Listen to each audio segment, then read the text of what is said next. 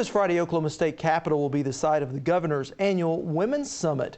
Earlier, I sat down with Bernice Mitchell and Fern, two organizers of the event. So ladies, in terms of women's issue, how are we doing here in Oklahoma? Well, in Oklahoma, we're not doing very well. If we had to put a letter grade to it, it would be D-. And that's in just about every area except leadership. For instance, in health, it's D-.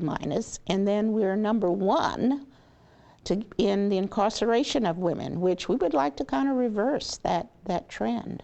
Absolutely. Well, let's talk about leadership a little bit more. Fern, how are we doing there? Well, we're doing wonderful. We have a Congresswoman in Mary Fallon, who's in Washington, representing us, as well as Lieutenant Governor Jerry Askins.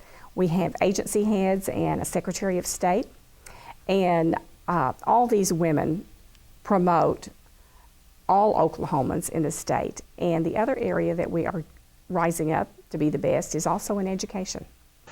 How will the Women's Summit, how will that play into helping the women's role here in our state? Well, this is a time when everyone who can come together and participate in a fun-filled, in a sense, but yet informational-filled day, where they can learn about these issues, not just what's the bad side, but also what to do to help us rise to the top, or to help us get to that, to get that A in a letter grade in some of these areas that is so important. Yeah, and it sounds like also a good time for people to network and maybe see what the other person's doing and how people can help each other.